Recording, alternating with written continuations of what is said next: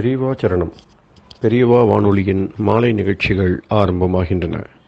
இன்றைய எமது நிகழ்ச்சிகள் நித்திய குரு பாதுகா பூஜா, ஸ்ரீ ரா கணபதி அவர்கள் எழுதிய புத்தகத்தின் ஒளிவடிவம், ஆன்மீக உரை, மகா பெரியவா மகிமை உபன்யாசம். பெரியவா சரணம். பெரியவா சரணம். அடுத்த நிகழ்ச்சி நித்திய குரு பாதுகா பூஜை. शुक्लाम्बरधरम् विष्णुम् शशिवर्णम् चतुर्भुजम् प्रसन्नवदनम् ध्यायेत् सर्वविघ्नोपशान्तये। ममोपात्त समस्त दुरितक्षयद्वारा श्रीपरमेश्वरप्रीत्यर्थम् गुरुप्रसादसिद्ध्यर्थम् गुरुप्रीत्यर्थम् गुरुपादपूजाम् अद्य करिष्ये। गुरुर्ब्रह्मा गुरुर्विष्णुर्गुरुर्देवो महेश्वरः गुरुः साक्षात् परब्रह्म तस्मै श्रीगुरवे नमः। अपारकरुणासिन्धुम् ज्ञानदम् शान्तरूपिणम् श्रीचन्द्रशेखरगुरुम् प्रणमामि मुदान्वहम्। सदाशिवसमारम्भाम् शङ्कराचार्यमध्यमाम् अस्मदाचार्यपर्यन्ताम् वन्दे गुरुपरम्पराम्. எல்லோரும் குருவை பெரிவாளை தியானம் பண்ணிண்டு அர்ச்சனை பண்ணுவோம். அஷ்டோத்திரம். பெரியவா அஷ்டோத்திரம் பல அஷ்டோத்திரங்கள் இருக்கு. அதுல எளிமையா சுலபமா எது இருக்கோ அதை நான் இப்ப சொல்றேன். எல்லோரும் இதை கேட்டுண்டே திருப்பி சொல்ல முடிஞ்சுவா சொல்லி சொல்லி பெரிவாளுக்கு பாதத்துல ஒவ்வொரு புஷ்பத்தை அர்ச்சனை பண்ணலாம். ओम श्री कांची कामकोटि पीठाधीश्वराय नमः। श्रीमत् चंद्रशेखरेन्द्र सरस्वती गुरुभ्यो नमः। संन्यासाश्रम शिखराय नमः। काषाय दंडधारिणे नमः। सर्वपीठापहारिणे नमः। स्वामिनाथ गुरवे नमः। करुणासागराय नमः। जगदाकर्षण शक्तिमते नमः। सर्वचराचर हृदयस्थाय नमः। ओम भक्त परिपालक श्रेष्ठाय नमः। धर्म परिपालकाय नमः। श्री जयेन्द्र सरस्वत्याचार्याय नमः। श्री विजयेन्द्र सरस्वती पूजिताय नमः। शिवशक्ति स्वरूपाय नमः। भक्ताभीष्ट प्रदायकाय नमः। ब्रह्मण्य पोषकाय नमः। ब्रह्म विष्णु शिवैक्य स्वरूपाय नमः। कांची क्षेत्रवासाय नमः। कैलाश शिखरवासाय नमः। स्वधर्म परिपोषकाय नमः। चातुर्वर्ण संरक्षकाय नमः। लोकरक्षण संकल्पाय नमः। ओम ब्रह्मनिष्ठापराय नमः। सर्वपापहराय नमः। धर्मरक्षक संतुष्टाय नमः। भक्तार्पितधन स्वीकर्त्रे नमः। सर्वोपनिषत् सारज्ञाय नमः। सर्वशास्त्रगम्याय नमः। सर्वलोक पितामहाय नमः। भक्ताभीष्ट प्रदायकाय नमः। ब्रह्मण्य पोषकाय नमः। नानाविध पुष्पार्चितपताय नमः। रुद्राक्ष क्रीडधारिणे नमः। भस्मोद्दोलित विग्रहाय नमः। सर्वज्ञाय नमः।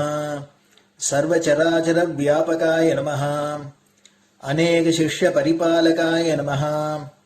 मनश्चाञ्चल्य निवर्तकाय नमः। अभयहस्ताय नमः। भयापहाय नमः। यज्ञपुरुषाय नमः। यज्ञानुष्ठान रुचिप्रदाय नमः।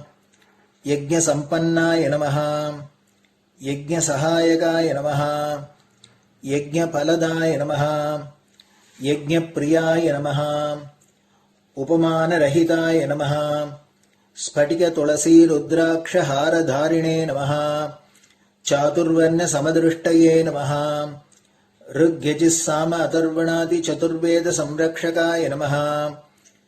दक्षिणामूर्तिस्वरूपाय नमः जाग्रत् स्वप्न सुषुप्ति अवस्थातीताय नमः कोटिसूर्यतुल्य तेजोमय शरीराय नमः साधुसंग संरक्षकाय नमः अश्वगज गोपूजा निर्वर्तकाय नमः गुरुपादुक पूजा तुरंतराय नमः कनकाभिषिक्ताय नमः स्वर्ण बिल्वदल पूजिताय नमः सर्वजीव मोक्षदाय नमः मूकवाक्तान निपुणाय नमः नेत्र दीक्षादानाय नमः द्वादशलिंग स्थापकाय नमः गान रसप्रियाय नमः ब्रह्मज्ञानोपदेशकाय नमः सकलकलासिद्धिताय नमः चातुर्वण्य पूजिताय नमः अनेकभाषा संभाषण कोविताय नमः अष्टसिद्धिप्रदायकाय नमः ओम श्री शारदामठ सुस्थिताय नमः नित्यान्नदान सुप्रीताय नमः प्रार्थना मात्र सुलभाय नमः पादयात्रा प्रियाय नमः नानाविध मतपंडिताय नमः श्रुति स्मृति पुराणज्ञाय नमः देव यक्ष किन्नर किंपुरुष पूज्याय नमः श्रवणानंदकर कीर्तये नमः दर्शनानंदाय नमः अद्वैतानंदभरिताय नमः अव्याच करुणामूर्तये नमः शैव वैष्णवादिमान्याय नमः श्री शंकराचार्याय नमः दंडकमंडलोहस्ताय नमः वीणा मृदंग सकलवाद्यनाथस्वरूपाय नमः रामकथा रसिकाय नमः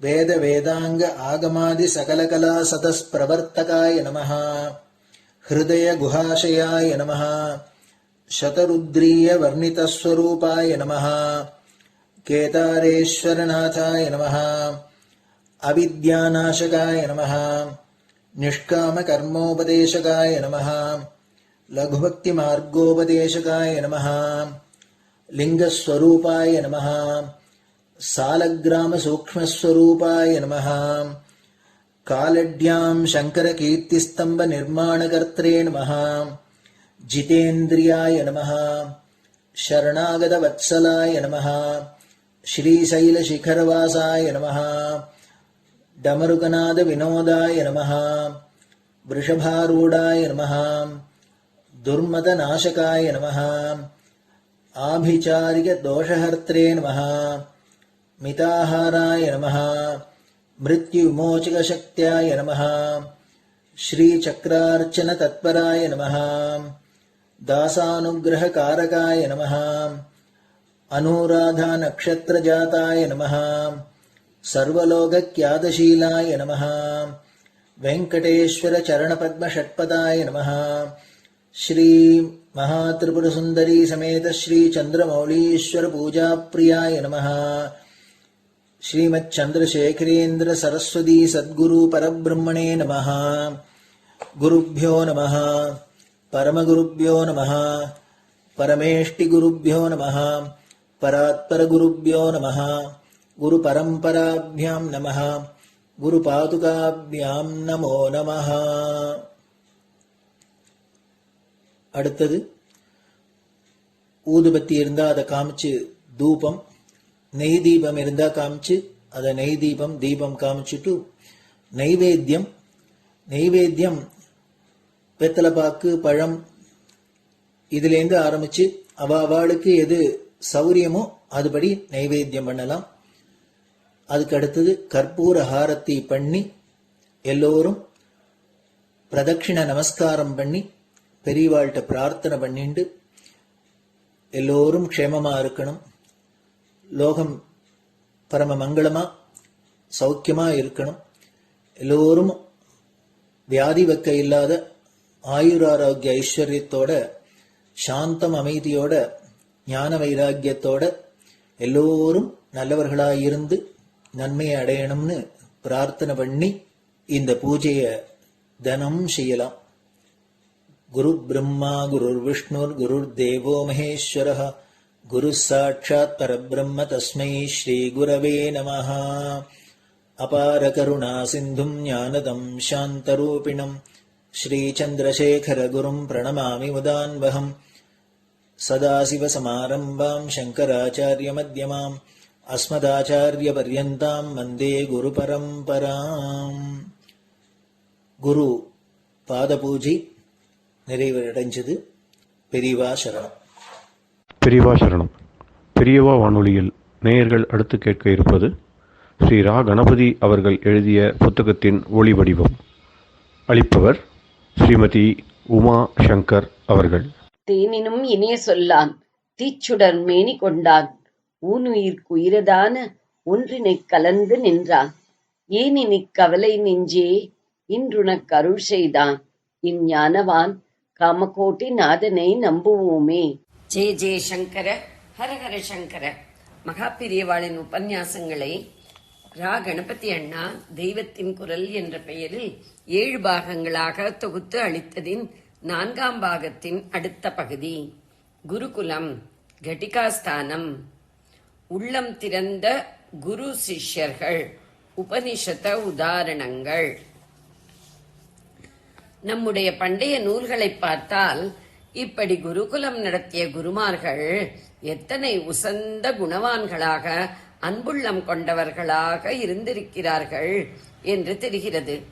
ஒரு லாபத்தையும் எதிர்பார்க்காமல் வேத வித்யை எதிர்காலத்துக்கு போய் லோகம் க்ஷேமமடைய வேண்டும் என்பதற்காகவே யாரோ ஊரான் வீட்டு பிள்ளையை தன்னோடு வருஷக்கணக்காக வைத்துக்கொண்டு அவனிடம் தொண்டை தண்ணி வற்ற மாரடித்த குருமார்கள் இப்படி வம்ச பரம்பரையாக நம் தேசத்திலிருந்து வந்திருப்பதுதான் நமக்குள்ள எத்தனையோ பெருமைகளில் சிகரமாக உள்ள பெருமையாக தெரிகிறது.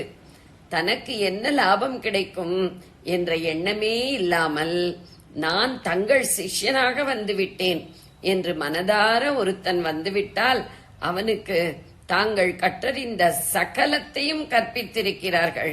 பிருகதாரண்யக உபனிஷத்திலே 6:2 கௌதமருக்கு பிரவாகணன் என்ற ராஜா உபதேசம் செய்யும் இடத்தில் இந்த விஷயம் சொல்லப்பட்டிருக்கிறது.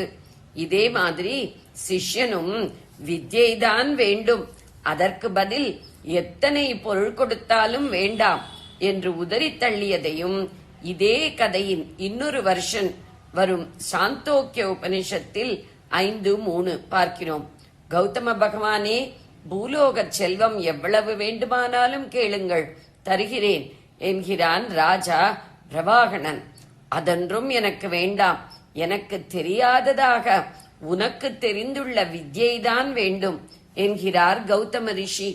பகவான் என்றே அழைக்கப்பட்ட ஒரு ரிஷி வர்ணத்தில் தனக்கு பின்னே வருகிற ஒரு க்ஷத்ரியனிடம் வித்யை வேண்டுகிறார் என்பதிலிருந்து உண்மையை அறிவதில் அக்கால பிராமணர்கள் எப்படி அகங்காரமில்லாமல் அடக்கத்தோடு ஆர்வமாயிருந்தார்கள் என்பதும் தெரிகிறது. நிறைகுடம் தழும்பாது என்பது இங்கே இன்னொரு விதத்திலும் தெரிகிறது. கௌதமருடைய பிள்ளை ஸ்வேதகேது கொஞ்சம் தலைக்கனம் உள்ளவன். தலை கனத்து போனால் உள்ளே எப்படி வித்யை இறங்கும்? இவனுடைய அறியாமையை இவனே உணர்கிற மாதிரி தகப்பனாராகப்பட்டவர் இவனை கேள்வி கேட்டு பரீட்சித்து இவனுடைய அகங்காரம் அடிபட்டு போன பின் இன்றைக்கும் லோகம் பூரா கொண்டாடும் ஜீவ பிரம்ம அபேதத்தை சொல்வதான மகா வாக்கியத்தை இவனுக்கு உபதேசிக்கிறார். இது பின்னாடி வரும் கதை. இதற்கு முன்னாடி இவன்தான் முதலில் பிரவாகணனிடம் போகிறான். அந்த ராஜா கேட்ட கேள்விகளுக்கு பதில் தெரியாமல் போனவுடன் இவனுக்கு ரோஷம் பொத்துக்கொண்டு வருகிறது. தகப்பனாரிடம் வந்து, எவனோ க்ஷத்ரியன் என்று தன்னை சொல்லிக் கொள்கிற நீச்சன் என்னை இப்படியெல்லாம் கேள்வி கேட்டு விட்டான் என்று படபடக்கிறான். இதுதான் குறைகுடத்தின் லட்சணம். ரொம்ப லட்சணம் என்கிறோமே, அப்படிப்பட்ட லட்சணம். இதை கேட்ட நிறைகுடமான தகப்பனாரோ, அடடா, இந்த விஷயங்களை நாம் தெரிஞ்சுக்கணுமே என்ற ஆர்வத்தோடும் அடக்கத்தோடும் போய் ராஜாவிடம் உபதேசம் கேட்கிறார். இதே கௌதமரிடம் இன்னொரு சந்தர்ப்பத்தில் 5 பெரிய வைதிக அனுஷ்டான சீலர்கள் வைஸ்வானர ஆத்மா என்பது பற்றி கேட்டுக்கொள்வதற்காக வருகிறார்கள். இதிலிருந்து பெரிய பெரிய ஸ்ரௌதிகளும் எப்படி வித்யைக்காக தேடி தேடி போனார்கள் என்பது தெரிகிறது. அப்போது அவர், இவர்கள் கேட்பது நமக்கு தெரிந்த மாதிரி எதையாவது கதைக்கப்படாது என்று தீர்மானம் பண்ணிக்கொண்டு திறந்த வெள்ளை மனசோடு தமக்கு தெரியாது என்று சொல்லிவிட்டு கேகய ராஜாவான அஸ்வபதியிடம் அவர்களை அனுப்பி வைக்கிறார். இப்போது நம் நாளிலோ வேடிக்கையாக சொல்கிறார்கள், புரொஃபசர் என்றாலே வாஸ்தவத்தில் சப்ஜெக்ட் தெரிந்தவர் அல்ல, அப்படி ப்ரொஃபஸ் பண்ணிக் கொள்பவர், அதாவது தெரிந்ததாக சொல்லிக் கொள்கிறவர்தான் என்று. இன்னொரு உபனிஷத்திலும் பிரச்னோபனிஷத் இப்படியே வருகிறது. அதோடு வேறு பல உசந்த உண்மைகளும் தெரிய வருகின்றன. சுகேஷர், சத்யகாமா முதலான 5 பெரியவர்கள் இருக்கிறார்கள். இவர்கள் பிரம்மத்தையே தேடி தேடி அதிலேயே ஊறி விடுகிற பிரம்மபரர்கள், பிரம்மனிஷ்டர்கள் என்று சொல்லி இருக்கிறது. இந்த மகா பெரியவர்களும் சில தத்துவங்களை தெரிந்து கொள்ள வேண்டும் என்ற நிஜமான வித்யாபிமானத்தோடு ரொம்பவும் பணிவாக சமித்துக்களை எடுத்துக்கொண்டு பிப்பலாதர் என்கிற மகானிடம் வந்து அந்த உபகாரத்தை, சமித்து என்னும் கையுறையை சமர்ப்பணம் பண்ணி தங்களுக்கு உபதேசிக்கும்படியாக விஞ்ஞாபித்துக் கொள்கிறார்கள். இப்பேற்பட்டவர்களையும் கூட இன்னும் பரிசோதித்து பார்க்கணும், அதனால் எல்லா ஜனங்களுக்கும் பாடம் புகட்டணும். வேத வித்யா பாடம் ஒரு பக்கம் இருக்கட்டும், அதோடு வாழ்க்கை உதாரண பாடமும் புகட்டணும் என்று பிப்பலாதர் நினைக்கிறார். இன்னமும் 1 வருஷம் சுத்த பிரம்மச்சரியத்தோடு தபஸ் பண்ணிவிட்டு நல்ல ஸ்ரத்தையோடு திரும்பி வாருங்கள். நீங்கள் கேட்பதற்கு பதில் சொல்கிறேன். தயங்காமல் என்ன கேள்வி வேணுமானாலும் கேளுங்கள். யதா காமம், இஷ்டப்படி என்ன வேண்டுமானாலும் என்று உபனிஷத்தில் இருக்கிறது. எனக்கு தெரிந்தவரை பதில் சொல்கிறேன் என்கிறார். இது இவருடைய வினயம். முதலில் 1 வருஷ தபஸ் விதித்தது அவர்களுடைய வினயத்துக்கு டெஸ்ட். குரு என்று ஒருவரிடம் போனால் அவர் எது சொன்னாலும் நல்லதுதான், சரிதான் என்று நம்பி அப்படி செய்ய வேண்டும். இந்த நம்பிக்கைக்குத்தான் ஸ்ரத்தை என்று பெயர். ஸ்ரத்தை பரிபிரஷ்னம். கீதையிலும் பகவான் தத்துவதரிசிகளான ஞானிகளிடம் உபதேசம் பெற வேண்டும் என்று சொல்லிவிட்டு 4:34 4-5 ஸ்லோகங்களுக்கு அப்புறம் 4வது சாப்டர் 39வது ஸ்லோகம், ஸ்ரத்தாவான் லபதே ஞானம், ஸ்ரத்தை நிரம்பியவனுக்குத்தான் ஞானம் லபிக்கும் என்கிறார். அங்கே அவரும் சிஷ்யன் குருவை நன்றாக தோண்டி தோண்டி கேள்வி கேட்க வேண்டும் என்கிறார். பரிபிரஷ்னம் என்ற வார்த்தையை போட்டிருக்கிறார். பிரஷ்னம் என்று மாத்திரம் சொன்னால் கேள்வி கேட்டறிவது என்று அர்த்தம். பரி என்று இதற்கு அடைமொழி போட்டதால் நன்றாக குடைந்து கேட்கணும் என்றாகிறது. இது இந்த நாளில் வாத்தியாருக்கு தெரிகிறதா என்று அவரை குடைந்து பார்த்து அவமானப்படுத்த ஆசைப்படுவது போல் அல்ல, விஷயத்தை குடைந்து பரிபூர்ணமாக அதை தெரிந்து கொள்ள வேண்டும் என்பதே தாற்பயம். அதனால்தான் இந்த கால மாணவரின் போக்குக்கு மாறான 2 வார்த்தைகள் பரிபிரஷ்னம் என்பதை 2 பக்கமும் அணைத்துக் கொண்டு வரும்படியாக பகவான் பதப்பிரயோகம் செய்திருக்கிறார். பிரணிபாதம் என்பது பரிபிரஷ்னத்துக்கு முந்தி வரும் வார்த்தை. பிரணிபாதம் என்றால் நமஸ்காரம் பண்ணி பணிவோடு இருப்பது. பரிபிரஷ்னத்துக்கு பிந்தி சேவா என்ற வார்த்தையை போட்டிருக்கிறார். அதாவது சிஷ்யன் குருவுக்கு பணிவிடை புரியணும். முதலில் பணிய வேண்டும், அப்புறம் அவருக்கு எல்லா பணிவிடையும் செய்ய வேண்டும். இதெல்லாவற்றுக்கும் பேசிக்காக, அடிப்படையாக குரு வார்த்தை, குரு உத்தரவு, குரு உபதேசம் எதுவானாலும் அது நல்லதுதான் என்ற அசைக்க முடியாத ஸ்ரத்தை இருக்க வேண்டும். இவற்றோடு கூடிய சிஷ்யனைத்தான் குருவிடம் நன்றாக ஆழ்ந்து கேள்விகள் கேட்டு தெரிந்து கொள்ளச் சொல்லியிருக்கிறது.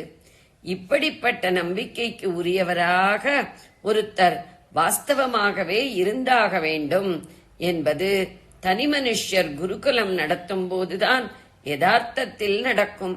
அவரோடேயே சதா சர்வ காலமும் இருந்தால்தானே அவருக்கு வாஸ்தவமாக உள்ள அறிவு என்ன, அவருடைய குணம் என்ன என்பது தெரியும். ஸ்தாபன ரீதியில் படிக்கும்போது இதெல்லாம் எப்படி சாத்தியம்? ஏதோ கொஞ்ச நேரம்தான் ஸ்கூல் அல்லது காலேஜ், அதிலேயும் வெவ்வேறு சப்ஜெக்டுக்கு வெவ்வேறு வாத்தியார் என்றிருக்கிற தற்கால அமைப்பில் வாத்தியார் ஏதோ கொஞ்சம் நோட்ஸை உருப்போட்டு விட்டு வந்து ஒப்பித்தே ரொம்பவும் விஷயஜர் மாதிரி காட்டிக்கொண்டு விடுவதற்கு இடம் கொடுத்து போகிறது. தெரிந்த மட்டும் பதில் சொல்கிறேன் என்று உபனிஷத் ரிஷி சொன்னாரே, அந்த உண்மை உள்ளம், அதோடு குருஸ்தானத்தில் இருந்த போதிலும் அவருக்கு இருந்த ஹியூமிலிட்டி, வினய சம்பத் இந்த நாளில் பார்க்க முடியுமா? சிஷ்யன் என்றாலே வினீதன், அவன் வினய ரூபமாக இருக்க வேண்டும் என்பதோடு நிற்காமல் இப்படி குருவும் வினயமாய் இருந்திருக்கிறார். இப்படியெல்லாம் குரு சிஷ்யன் இருவருமே உண்மையோடு எளிமையோடு ஒழுகியதற்கு காரணம் குருகுலம் என்று ஒன்று சேர்ந்து ஒரு அகத்து மனுஷர்களாக குரு சிஷ்யாள் ஹிருதயம் ஒட்டி உறவோடு வசித்ததுதான். பரஸ்பரம் ஒளிவு மறைவில்லாமல் இருந்திருக்கிறார்கள். அந்த ஹிருதய ஒட்டுறவு ஒரு ஸ்தாபனத்தில் எப்படி வரும்? இந்த பாந்தவியத்தாலேயே குரு மனசை திறந்து காட்டினார். தன் புத்தியையும் திறந்து பாத்திரர்களான சிஷ்யர்களிடம் தனக்கு தெரிந்த சகலத்தையும் கொட்டினார். தெரிந்தவரை சொல்கிறேன் என்று சொன்ன அதே வாயோடு பிப்பலாதர் தெரிந்ததில் சர்வத்தையும் சொல்கிறேன் என்று பரிபூர்ணமாக வித்யாதானம் செய்ய முன்வருகிறார். சிஷ்யன் தன்னை மிஞ்சி விடுவானோ என்று பயப்படுவது, சிஷ்யன் எழுதியதையே தன் தீசீஸ் என்று வெளியிடுவது, இப்படியெல்லாம் தற்காலத்தில் கேட்கிறோம். இதெல்லாவற்றுக்கும் மேலே குருகுலத்தின் பாந்தவியத்தில் குரு சிஷ்யனிடம் காட்டிய அன்பும் கரிசனமும் இன்ஸ்டிடியூஷனில் உண்டாகவே முடியாது. ஜெய ஜெய சங்கர, ஹர ஹர சங்கர. பெரியவா சரணம். இந்நிகழ்ச்சியின் அடுத்த பகுதி நாளை மாலை இதே நேரத்தில் ஒளிபரப்பாகும். பெரியவா சரணம். பெரியவா சரணம். பெரியவா வானொலியில் நேயர்கள் அடுத்து கேட்க இருப்பது திரு கவிக்கண்ணன் அவர்களின் ஆன்மீக உரை. பெரியவா சரணம். ராம் ராம். ஸ்ரீ குருப்யோ நம. ஜெய ஜெய சங்கர, ஹர ஹர சங்கர. பெரியவா வானொலி நேயர்கள் அனைவருக்கும், மகா பெரியவாவுடைய பக்தர்கள் அனைவருக்கும் அடியேன் கவிக்கண்ணனின் அன்பு கலந்த நல்வாழ்த்துக்கள். ராம் ராம். ஜெய ஜெய சங்கர, ஹர ஹர சங்கர. ஸ்ரீ குருப்யோ நம. குருவருளும் திருவருளும் 10வது பகுதியில் ஒருத்தரை பற்றி சொல்லிட்டு வந்தேன். எவ்வளவு ஒரு கருமையான ஒரு மனுஷன், கொஞ்சம் கூட தயாள குணம் கிடையாது, ஈகை தன்மையே கிடையாது அப்படின்ற ஒருத்தரை பற்றி சொல்லிட்டு வந்தேன். அவர் யார், எப்படி அந்த மாதிரி ஆனார், என்ன அப்படிங்கிறதெல்லாம் பற்றி விரிவாக சொல்கிறேன் அப்படின்னு நான் இன்றைக்கி சொன்னேன். அவர் யார் தெரியுமா? ஆச்சரியமாக இருக்கும் நீங்கள்லாம் கேட்டேன்னு. ஒரு நாமெல்லாம் நாரத மகர்ஷியை பற்றி தான் பேசின்னு வந்துட்டுருக்கோம் ஒரு 3-4 வாரமாக. அந்த நாரத மகரிஷி தான் பாண்டுரங்கன் இந்த பூலோகத்தில் புரந்தரதாசராக பிறக்கும்படியாக ஆணையிட்டான். தன்னை பற்றி பாடணும், நிறைய பதங்கள் பாடணும். புரந்தரதாசருடைய பாடல்கள்லாம் புரந்தரதாசர் பதம்னு பேர். அவர் பாடணும் அப்படிங்கிறதுக்காக நாரத மகரிஷி குருவாக இருந்து பிரகலாதனுக்கு இனிஷியேஷன் பண்ணினார் இல்லையா, அவருக்கு உபதேசம் பண்ணார் இல்லையா. அதே பிரகலாதர் ஒரு 400-500 வருஷத்துக்கு முன்னாடி வியாசராய தீர்த்தருங்கிற பேரில் கர்நாடக தேசத்தில் அவதாரம் பண்ணார். அவருக்கு நிறைய சிஷ்யார்கள், கனகதாசர், புரந்தரதாசர், அந்த மாதிரி நிறைய. அவர் கிருஷ்ணதேவராயருக்கே குருவாக இருந்தார். ஒரு சமயம் அவருக்கு ஏதோ ஒரு இது என்ன சொல்லுவா, ஆபிச்சார பிரயோகம் யாரோ பண்ணிட்டா, அது அவரை தாக்க வந்தபோது ஒரே ஒரு நாளைக்கு மாத்திரம் அவர் சிம்மாசனத்திலேருந்து இறங்கி கீழே என்னுடைய சீடனா நீ உட்கார்ந்துரு, அன்னைக்கு நான் ஆட்சி பண்ணுறேன்னு சொல்லி உட்கார்ந்து அந்த பூதம் வந்தபோது தன்னுடைய மேல் துண்டை எடுத்து வீசி எறிஞ்சு அந்த பூதத்தை எரிச்சு விட்டாருன்னு சொல்லுவா. அந்த ஒரு நாளைக்கு அவர் அந்த சிம்மாசனத்தில் உட்கார்ந்தனால அவருக்கு வியாசராய தீர்த்தர் வியாசராஜர் அப்படின்னு அவரை கூட சொல்லுவார். அவர் நிறைய 400-500 ஆஞ்சநேய சுவாமிகளை பிரதிஷ்டை பண்ணார்னு சொல்லுவார். அதே வியாசராயர் தான் பிற்காலத்தில் மறுபடியும் அடுத்த 3வது தலைமுறையாக ராகவேந்திர சுவாமியாக வந்தார் அப்படின்றது சரித்திரம். அதை நம்ம பின்னாடி விரிவாக பார்க்க போகிறோம். இந்த வியாசராய தீர்த்தர் இருந்த காலத்தில் தான் புரந்தரதாசராக எப்படி பிரகலாதனுக்கு குருவாக இருந்த நாரத மகரிஷி இப்போ அதே பிரகலாதன் வியாசராயராக இருக்கிற போது அவருக்கு சீடராக இருக்கார். எப்படி அவர் சீடரானான்ற கதையை நம்ம பார்க்கலாம். விட்டலன் ஒரு நாளைக்கு மனசில் நினச்சின்னா, பாண்டுரங்க விட்டலன் ஒரு நாள் நினச்சிண்டான், இந்த நாரத மகரிஷியை நாம் இந்த பூலோகத்தில் பிறவி எடுத்து நம்மளை பாடுன்னு சொல்லி அனுப்பிச்சா, இந்த ஆள் லௌகீகத்தில் உள்ள மாட்டிண்டு வியாபாரத்தில் திளைச்சி போய் பணம்னு அலைஞ்சி அவள் அப்பா வச்சுட்டு போன 9 கோடி வராகன் 10வது கோடியை சேர்க்கிறேன்னு வைத்து கூட சாப்பிடாத, குழந்தை குட்டிகளை கவனிக்காத, அளவு சாப்பாடு கொடுத்த அவளுக்கு இப்படி ஒரு கரும்பித்தனமாக இருக்கானே, இவனை எப்படியாவது ஆட்கொள்ளணும் அப்படின்னு ஒரு தீர்மானம் பண்ணி ஒரு விளையாட்டு பண்ணோம். அதனால தான் இந்த பகுதிக்கு நம்ம விட்டலன் விளையாட்டுன்னு பேர் வச்சோம்.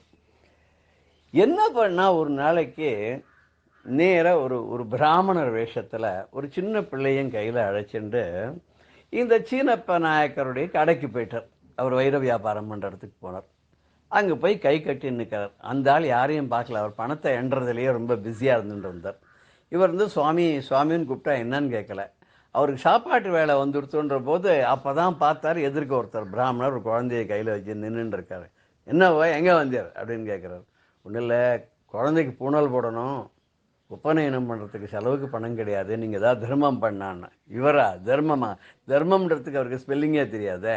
அவர் என்ன பண்ணுவார், அதெல்லாம் இங்கெல்லாம் ஒன்றும் கொடுக்கறதில்ல, நீர் ஏதாவது விற்கிறதுக்கு எதாவது இருந்தால் கொண்டு வரோம், வாங்கிட்டு பணம் தரேன், இங்கே இந்த தர்மம் தான் அதெல்லாம் இங்கெல்லாம் கிடையாது, போயிட்டு வரோன்னு. எவ்வளோ கெஞ்சி பார்க்குறா, காலெலாம் கொடுக்க மாட்டேன்ட்டு. உடனே அவர் என்ன பண்ணார், சரி இந்த ஆள் திருத்தத்துக்கு வேறு ஒரு வழி இருக்குது, அன்றைக்கி வெள்ளிக்கிழமை வேறு, பேசாத என்ன பண்ணார், 12 மணிக்கு நேராக இவரோட வீட்டுக்கு போயிட்டார். ஏன்னா இவர் வீடு ரொம்ப பிரசித்தமான வீடு, 10வது கலசம் மேலே வைக்கிறார் இல்லையா, பெரிய பிரசித்தமான வீடு. அந்த வீட்டுக்கு போயிட்டார் இந்த பிள்ளையையும் அழைச்சிண்டு. அங்கே போய் அம்மா தாயே அப்படின்னு கூப்பிட்டார். உடனே புரந்தரதாசருடைய மனைவி வெளியில் வந்தார். வந்தோடனே அவர்கிட்ட, அம்மா நான் என் குழந்தைக்கு உபநயனம் பண்ணணும், ஏதாவது உன்னால் முடிஞ்ச தர்மம் பண்ணேன் எனக்கு அப்படின்னு. அந்த அம்மா ரொம்ப நல்லவோ, நல்ல இரக்கமான குணம் உடையவோ, தான தர்மம்லாம் பண்ணோன்னு நினைக்கிறவோ, வெள்ளிக்கிழமைனா பூஜை பண்ணுறவோ, அப்பேற்பட்டவோ அப்போ தான் குளித்து பூஜை பண்ணி துளசியெல்லாம் நமஸ்காரம் பண்ணிட்டு பாட்டு வந்துன்னு இருக்கா. இவர் வாசல் கதவை தீர்த்து இந்த மாதிரி தான் கொடுன்னு கேட்ட உடனே அவர் என்ன பண்ணா, வேறு வழியே இல்லை, உள்ளே போனால் ஐயையோ அவருக்கு தெரியாத எதையும் கொடுக்க முடியாது. வீட்டுக்காரருக்கு வந்தால் கோச்சிப்பாரு, என்ன பண்ணுன்னு பார்த்தா கடைசியில் தன்னோட மூக்குத்தி, அது அப்பா போட்டது தான், சரி அதை கழட்டி கொடுத்துருவோம். அந்த வைர மூக்குத்தியை கழட்டி அவர்களை கொடுத்துவிட்டு இதை பத்திரமா எடுத்துன்னு போய் இங்கேருந்து ஒரு 50 காதத்துக்கு எங்கேயுமே நீங்கள் விற்கப்படாது, இதை எடுத்துன்னு போய் ஊருக்கு 50 கிலோமீட்டர் தள்ளி போய் வெளியில் போய் அங்கே எங்கேயா விற்றுக்குங்க, இந்த ஊரில் எங்கேயும் விற்கப்படாதுன்னு ஸ்பெசிஃபிக்காக சொல்லி கொடுக்குறான். இந்த பாண்டுரங்கன் சும்மா இருப்பானா, அவன் விளையாட்டு பண்ணுறதுக்கு வேடிக்கை பண்ணுறதுக்கு தானே வந்திருக்கான், இவரை ஆட்கொள்றதுக்காக நேராக எடுத்துட்டு சீனப்ப நாயக்கர் கிடைக்க போனார். என்ன திருப்பியும் வந்துட்டியாரா, நான் தான் ஒன்றும் கொடுக்க முடியாதுன்னு சொன்னேனோ இல்லையோ, மறுபடியும் ஏன் அந்த கழுத்தாக இருக்கிற ஆளை விட்டு வெளில வரட்ட சொல்கிறேன் பாரு அப்படின்னு போது, இந்த தடவை நான் சும்மா வரல, இந்த அருமையான ஒரு பொருள் வச்சுருக்கேன், இதை வச்சுன்னு பணம் கொடுன்னு. அவர் கையில் வாங்கி பார்த்தா அமக்களமாக இருக்குது. அந்த மாதிரி ஒரு வைர மூக்குத்தி அவர் பார்த்ததே கிடையாது. அடாடாடாடாடா, இது நம்ம சம்சாரம் எப்போ இந்த மூக்கில் போட்டுருப்பாளே அது மாதிரியே இருக்கு, இது எப்படி இன்னொன்று இருக்க முடியும் அப்படின்னு சொல்லிட்டு உடனே என்ன பண்ணார், கிடுகிடுன்னு அதை அப்படியே எடுத்தார், தன்னோட கல்லால் வச்சு பூட்டினார். இந்த பிராமணரை சித்த எங்கேயே ஒரு 5 நிமிஷத்தில் வரேன்னார். கிடுகிடுன்னு கிளம்பிட்டார். எங்கேனா நேராக வீட்டுக்கு போனார். கதவை தட்டினார். ஒய்ஃப் இருந்தா, பொண்டாட்டி வெளில வந்தா. அம்மா அடியே உன்னோட மூக்குத்தி எங்க கொண்டா அப்படின்னார். ஐயையோ மாட்டின்னு விட்டோமே, இந்த பிராமணன் கொண்டு போய் இவர்கிட்டயே விட்டுட்டார் போல் இருக்கே அப்படின்ற ஒரு அதிர்ச்சியில் பார்க்குற போது மூக்குத்தியை கொண்டான்னு சொன்னேன் அப்படிங்கிறார். அப்போ என்னவோ சமாளிக்கிறேன், இன்னைக்கு வெள்ளிக்கிழமை எண்ணெய் தேய்ச்சி குளித்தேன், கழட்டி உள்ளே வச்சுருக்கேன் அப்படி இப்படின்லாம் சொல்லி பார்த்தேன். எனக்கு அந்த மூக்குத்தியை பார்க்கணும் கொண்டான். இவன் உள்ளே போனால் பாண்டுரங்கிட்ட வேண்டிண்டா, பாண்டுரங்கா என்ன சோதனை இது, நான் நல்ல காரியம் பண்ணணும், இந்த பிராமணனுக்கு உபகாரம் பண்ணணும்னு பண்ணேன், இப்படி ஆயிடுத்தே, அந்த பிராமணனை ஸ்பெசிஃபிக்கானு சொன்னேன் வெளியூரில் போய் விற்றுக்கோன்னு, நேராக கொண்டு போய் இங்கேயே கொடுத்து இந்த மாதிரி எனக்கு ஒரு தலைவலியை கொடுத்தாரு, நீ தான் காப்பாற்றணும்னா. நீ தான் காப்பாற்றணும்னு சொன்ன உடனே ஒன்றுமே நடக்கலை, என்ன பண்ணுறதுன்னு புரியல. என்ன பண்ணால் பின்பக்கத்துக்கு போனால் அரளி விதை எடுத்தா, அரைச்சா, டம்ளரில் போட்டு தண்ணி விட்டா, கலக்கி குடிச்சோடனே அரளி விரையை கரைச்சி குடிச்சுட்டா செத்து போயிடுவான்னு ஒரு காலத்தில் ஒரு இது சொல்லுவாள். இந்த அம்மா அந்த மாதிரி அரளி விரையை அரைச்சி அதை கலக்கி குடிக்க போச்சா டங்குன்னு ஒரு சத்தம் கிட்டது. பார்த்தா அதுக்குள்ளே இந்த மூக்குத்தி எடுத்தா கொண்டு போய் அவர்கிட்ட கொடுத்தா. கொடுத்த உடனே என்னது இது ரொம்ப வேடிக்கையாக இருக்கேன்னா, அங்கேனா வச்சு பூட்டிட்டு வந்தேன், அந்த மூக்குத்தி இங்கே இருக்கேன்னு சொல்லிட்டு, இரு ஒரு நிமிஷம் இரு வரேன் அப்படின்னு சொல்லிட்டு நேராக கடைக்கு போனார். கடைக்கு போனால் அந்த பிராமணனை காணும். சரி கல்லால் போய் டப்பாவை திறந்தாக்கா அந்த கல்லால் மூக்குத்தியை காணும். அப்போ அவர் நல்லா புரிஞ்சு போச்சு, வந்தது சுவாமி தான் வந்தார், தன்னை ஆட்கொள்றதுக்கு தான் வந்தார்னு சொல்லிட்டு நேராக வீட்டுக்கு வந்து பொண்டாட்டிக்கிட்ட என்ன நடந்ததுன்னு கேட்டார். கேட்டவுடனே எல்லா கதையும் சொன்னேன். அந்த மாதிரி பிராமணர் வந்தார், அவர் உபநயனம் பண்ணணும்னு சொன்னார், நான் அதுக்கு எங்கிட்ட ஒன்றும் இல்லை, இருந்தாலும் அப்பா போட்ட மூக்குத்தியை நான் கொடுத்துட்டேன் உங்ககிட்ட சொல்லிக்கலான்னு. நீங்கள் உடனேயே வந்துட்டு அந்த பிராமணர் நேராக வந்து இந்த நமக்கு கலகம் மூட்டுற மாதிரி உம்மகிட்ட இந்த மாதிரி பண்ணிட்டு போயிட்டார். நாரதரே கலகம் பண்ணுறவர்னு பேர். நாரதர் தான் அவதாரம் பண்ணியிருக்கார் புரந்தரதாசரை. அவர் வீட்டிலேயே இவர் கலகம் பண்ணிட்டார். விட்டலன் வந்து என்ன பண்ணுறதுன்னு பார்த்தார். உடனே ஞானம் வந்துடுத்து, இது எதுவுமே தம்படிக்கு பிரயோஜனம் கிடையாது, அதனால் இந்த பணத்தை சேர்த்து சேர்த்து ஒரு பிரயோஜனம் இல்லை, நம்ம இது வந்து வாழ்நாள் தான் வீணாக போச்சுன்னு அவருக்கு ஒரு பெரிய ஞானம் வந்தது. ஞானம் வந்தோடனே பண்ண எல்லாத்தையும் விட்டார், பொண்டாட்டியும் குழந்தைகளையும் கூப்பிட்டுண்டார், வாங்கடா போகலாம், இதெல்லாம் எதுவுமே சதம் இல்லை, ஊரும் சதமல்ல, உற்றார் சதமல்ல, உற்று பெற்ற தாயும் சதமல்லன்னு எதுவுமே பட்னாத்தார் சொன்ன மாதிரி ஒன்றுமே நிரந்தரம் கிடையாது, வாங்க போகலாம் எல்லாம் அப்படின்னு சொன்னார். எல்லாத்தையும் விட்டார். ஐயோ கதவை தந்துட்டு போகிறோமேன்றான் மாமி. அவர் சொன்னார், எல்லாமே வேண்டான்னு போகும்போது கதவை திறந்துருந்தா முடிந்தா என்ன, நமக்கு இனிமேல் ஒன்றே ஒன்று தான் சொத்து, அதுதான் யார், அந்த ஜானகி ரமணன் தான். ஜெய ஜெய ஜெய ஜெய பாட ஆரம்பிச்சார், கிளம்பிட்டார். ஜெய ஜானகி காந்த ஜெய சாது ஜன வினுத ஜெய து மகிமானந்த ஜெய பாக்யவந்த ஜெய ஜெய ஜெய ஜெய தசரத மகவீர दशकंठ संहार पशुपतीश्वर मित्र पावन चरित्र जय जय जय जय பாடின்னு கிளம்ப ஆரம்பிச்சிட்டார்.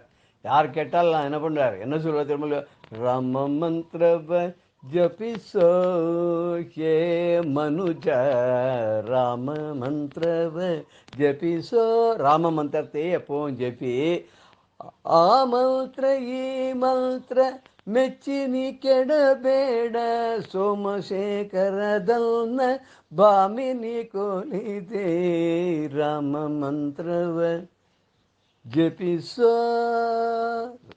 அந்த பரமேஸ்வரன் பார்வதிக்கு சொன்ன அந்த ராம மந்திரம் இருக்கே, அதை சொல்லு, வேற எதையும் சொல்லி சொல்லி நீ கெட்டு போகாத, வீணா போகாத, இந்த ராமநாமத்தையே சொல்லு அப்படின்னு கிளம்பிட்டார்.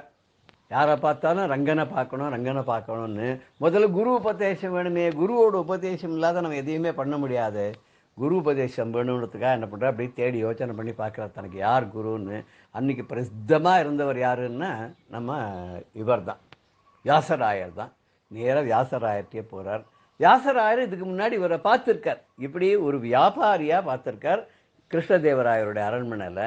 இவரை பார்த்தோன்னு ஆச்சரியமாகப்படுத்து, எங்கே சீனப்பர் எங்கே வந்தீர்? இப்போ நான் சீனப்பரெலாம் கிடையாது, ரொம்ப சின்னப்பன் நான், எனக்கு நீங்கள் உபதேசம் பண்ணணும், நான் எல்லாத்தையும் விட்டு ஒழிச்சுட்டேன், எனக்கு எதுவுமே பிரயோஜனம் இல்லை, உலகத்தில் எதுவுமே நேரே இல்லை, அந்த பகவான் தான், அந்த விட்டலன் தான் அப்படின்னு சொல்லி எனக்கு மனசில் புரிஞ்சு கொடுத்தோன்னு.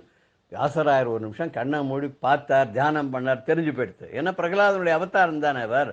அடாடாடா, நமக்கு உபதேசம் பண்ணின நாரத மகர்ஷி குருநாதர் இப்போ இப்படி சீனப்பரா வந்திருக்கார். இவர் இப்போ வந்து இத்தனை நாள் இந்த மாதிரி லௌகீகமான வாழ்க்கையில் தன்னுடைய இதை எல்லாத்தையும் வேஸ்ட் பண்ணிட்டு இப்போ தான் ஞானம் வந்து அவருக்கு தெளிஞ்சு கிளம்பியிருக்கார். இவர் வந்திருக்கார், இவர் ஆட்கொள்ளணும்னு சொல்லி அவருக்கு விட்டலனுடைய நாமத்தை அவருக்கு உபதேசம் பண்ணி அதில் இவர் நிறைய பாடல்கள்லாம் எழுத வச்சு புரந்தர விட்டல அப்படின்னு, விட்டல அப்படின்றது அவருடைய பாடல்கள் எல்லாத்துலேயும் புரந்தர விட்டலன்னு வர மாதிரி ஒரு முத்திரை வைக்கிறதுக்கும் அவருக்கு உபதேசம் பண்ணி அவருக்கு வந்து நீ நேர போய் பாண்டுறங்கிற தரிசனம் பண்ணுன்னு அனுப்புகிறார். இத்தனை நாள் சீனப்ப நாயக்கராக இருந்தவர் இப்போ வந்து புரந்தரதாசராயிட்டார். புரந்தரதாசராகி நிறைய க்ஷேத்திராடங்கள்லாம் பண்ணிட்டு பொண்டாட்டி குழந்தையோட போயிட்டே இருக்கார்.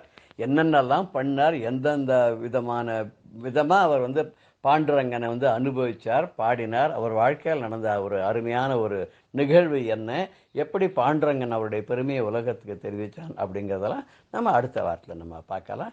ஜெய ஜெய சங்கர ஹரஹர சங்கர ஸ்ரீ குருபியோ நம. பெரியவா சரணம். இந்நிகழ்ச்சியின் அடுத்த பகுதி நாளை மாலை இதே நேரத்தில் ஒளிபரப்பாகும். பெரியவா சரணம். பெரியவா சரணம்.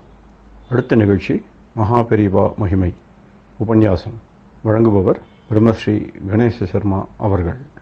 அபார கருணா சிந்தும் ஞானதம் சாந்தரூபிணம் ஸ்ரீ சந்திரசேகர குரும் பிரணமாமி உதான்வகம். காஞ்சி மகாபெரிவா 1969 வருஷம் மே மாதம் 1ஆம் தேதி திருப்பதிக்கு விஜயம் பண்ணி திருமலையில் போய் பெருமாள் தரிசனம் பண்ணிண்டா. அதுக்கப்புறம் 2ஆம் தேதி வெள்ளிக்கிழமை அன்னைக்கு பெருமாளுக்கு அபிஷேகம் நடக்கும். வெள்ளிக்கிழமை தான் திருப்பதியில் பெருமாளுக்கு அபிஷேகம். இந்த அபிஷேகத்துக்கு காஞ்சி காமகோடி பீடாதிபதிகள் இருந்தா அவ நேர போய் கலந்துக்கிறது அப்படிங்கிற ஒரு சம்பிரதாயம். அந்த சம்பிரதாயப்படி 2 பெரிவாளும் உள்ளுக்குள்ள போய் அபிஷேகத்துக்கு தரிசனம் பண்ணிண்டா. அந்த அபிஷேக தரிசனம் எல்லாம் பண்ணிட்டு அங்க பல நிகழ்ச்சிகள்லாம் நடந்தது. அதுல வந்து பெரியவா கலந்துண்டா.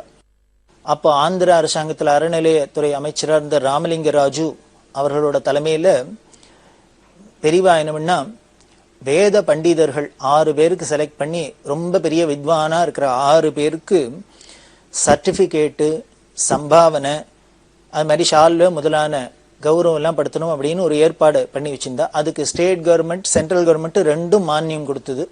இந்த 2 அரசாங்கத்தோட மானியத்தின் மூலமா திருமலை திருப்பதி அரசாங்க இந்த தேவஸ்தானத்தோட சார்பில் அரசாங்க ஆதரவோட இந்த வித்வான்களை கௌரவிக்கிறது அப்படின்னு. அது அந்த வருஷம்தான் 69 வருஷம் முதல்ல ஆரம்பிச்சது. அதை பெரியவா அந்த சபையில வித்வான்களுக்கெல்லாம் 6 பேர், குறிப்பிட்ட 6 வித்வான்களுக்கு பண்ணினா. அது ஆந்திராலேயே இருந்த வித்வான்களுக்கு 1116 ரூபா சம்பாவனை, ஷால்வை, இன்னும் சர்டிபிகேட்டு, சம்மானம் எல்லாம் பண்ணப்பட்டது. அதை போல அப்ப பெரியவா சொன்னா, இதே மாதிரி எல்லா அரசாங்கமும் பண்ணணும். இப்ப ஆந்திர அரசாங்கம் மத்திய அரசாங்கத்தோட சேர்ந்து பண்றது.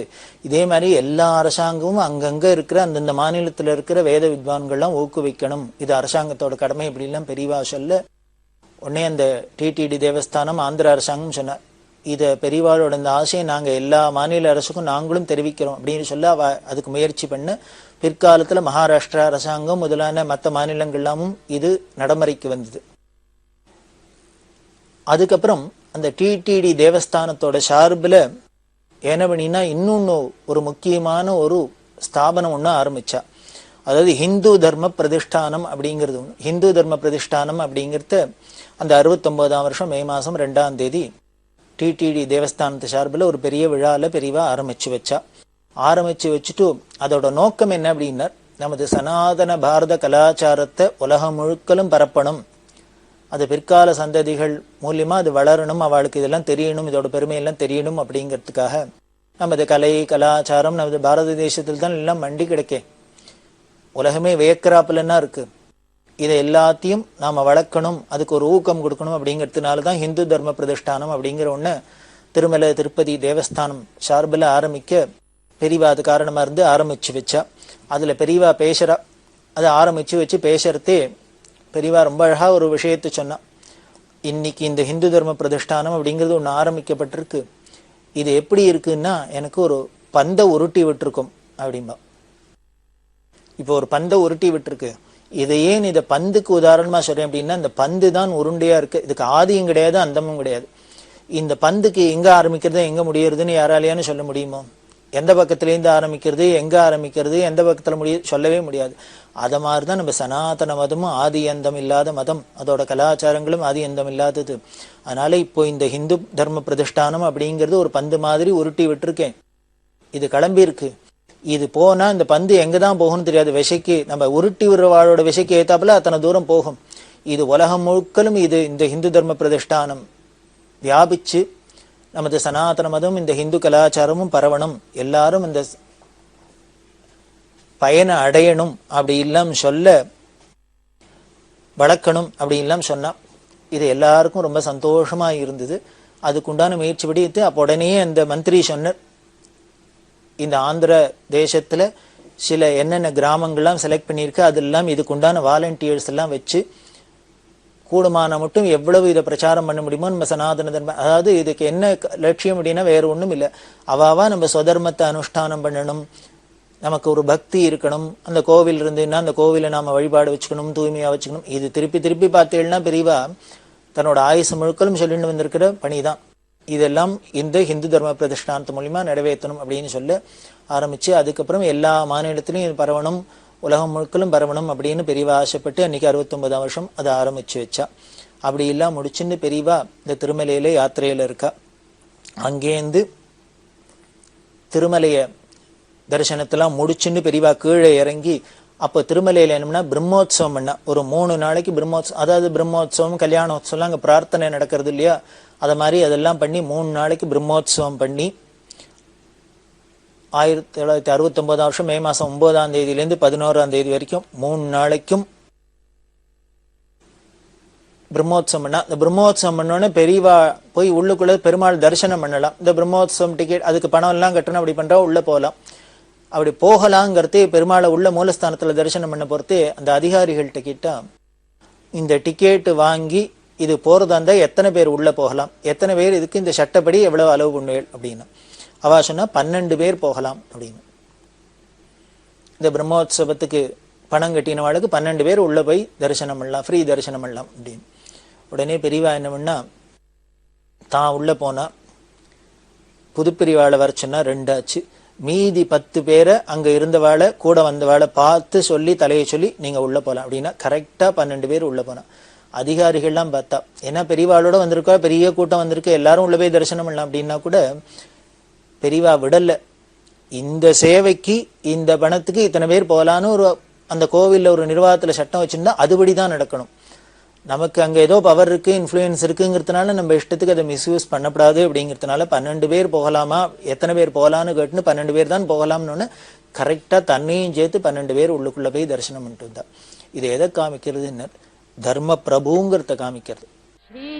அடையப்பல ராமகிருஷ்ண தீட்சர் அப்படின்னு இருக்கார், அவரும் இதுல போய் அங்க பார்த்தவர், இது கண்ணால பார்த்தவர். அவர் சொல்லுவார், பெரியவா நினைச்சா இன்னைக்கு யார் வேணா உள்ள விடலாம், ஆனா பெரியவா எங்க போனாலும் இத மாதிரிலாம் தன்னோட பவரையோ தன்னோட அந்த சக்தியோ அவ மிஸ்யூஸே பண்ண மாட்டா. அந்தந்த இடத்துல அந்தந்த சம்பிரதாயம் அந்தந்த சட்டத்திட்டத்துக்கு உட்பட்டு தான் நடக்கிறது. ஏன்னா இவ ஜெகத்குருவா இருக்கிறதுனால எப்படி ஜனங்கள் ஒரு நெறிமுறையோடு நடக்கணும், சட்டத்திட்டத்துக்கு கட்டுப்பட்டு நடக்கணும், ஒரு நேர்மையோட இருக்கணும் அப்படிங்கிறத இருங்கோன்னு வாயால சொன்னா போறாது, தான் முதல்ல பண்ணி காமிக்கணுமே. அப்படி பண்ணி காமிச்சாதானே அதை பார்க்கிறவாளுக்கு அதை ஃபாலோ பண்றவாளுக்கு நமக்கும் அதை பண்ணணும்னு ஒரு உற்சாகம் வரும், தோணும். இப்படி பெரியவாளோட குணம் இப்படிதான் இருக்கும்.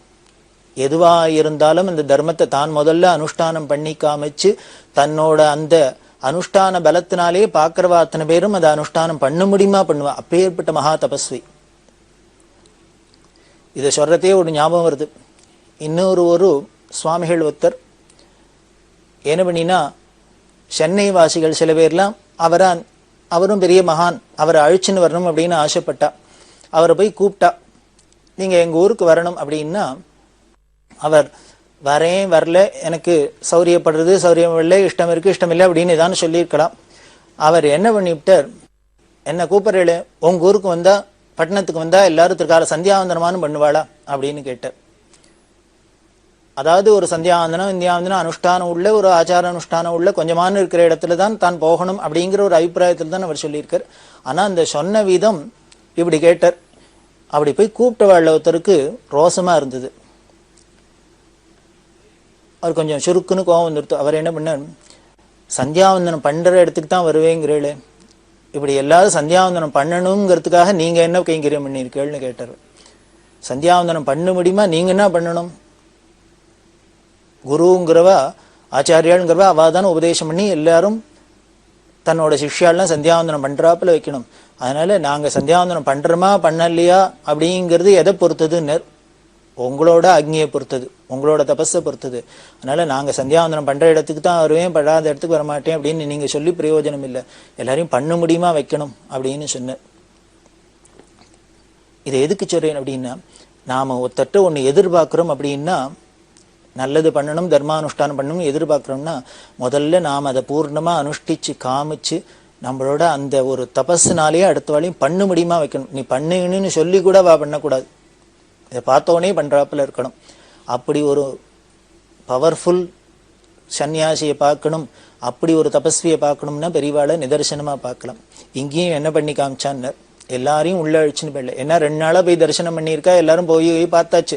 அதாவது இதை பார்க்கணும்னு ஆசைப்பட்டவாளுக்கெல்லாம் பூர்த்தி பண்ணி வச்சிச்சு. அதுக்காக திருப்பி இதே பண்ணிட்டு இருக்கக்கூடாதுன்னு இந்த பிரம்மோத்சவம் அப்படிங்கிறதுனால அதுக்கு 12 பேர் போலான்னா 12 பேரை அழிச்சுன்னு போயிட்டு வந்தா. இப்படி எல்லாம் பண்ணிட்டு திருமலையிலேருந்து பெரியவா திருச்சானூருக்கு வந்தா. பத்மாவதி தாயார் அங்கேயும் விசேஷமா மரியாதைகள்லாம் உண்டு. அந்த மரியாதையெல்லாம் ஏத்துன்னு பெரியவா போய் அம்பாளை தரிசனம் பண்ணி பத்மாவதியை தரிசனம் பண்ணி தாயார் தரிசனம் முடிச்சுட்டு வடமலைப்பட்டுங்கிற இடத்துக்கு வந்தா. வடமலைப்பட்டு, புத்தூர், நகரி, அதை தாண்டி புக்கேன்னு ஒரு இடம், இந்த புக்கேல ஒரு சங்கரமடம் இருக்கு. அந்த புக்கே சங்கரமடத்துல வந்து இருந்துட்டு திருத்தணிக்கு வந்தா. திருத்தணியில பெரிய சுப்பிரமணிய சுவாமி க்ஷேத்திரம், பல சந்தர்ப்பங்கள்ல பெரியவா தரிசனம் பண்ணியிருக்கா. இந்த திருத்தணியும் தரிசனம் பண்ணிட்டு அரக்கோணத்துக்கு வந்தா.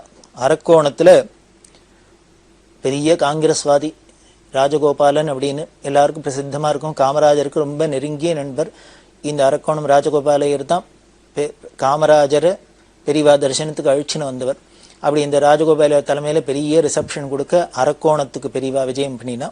அரக்கோணத்திலேருந்து யாத்திரையை தொடர்ந்து 1969ஆம் வருஷம் மே மாசம் 23ஆம் தேதி காஞ்சிபுரத்துக்கு வந்தா. ரொம்ப நாளைக்கு அப்புறம் ஆந்திர பிரதேசத்திலேயே ரொம்ப பெரிய விஸ்தாரமான யாத்திரையில பெரியவா இருந்துட்டா.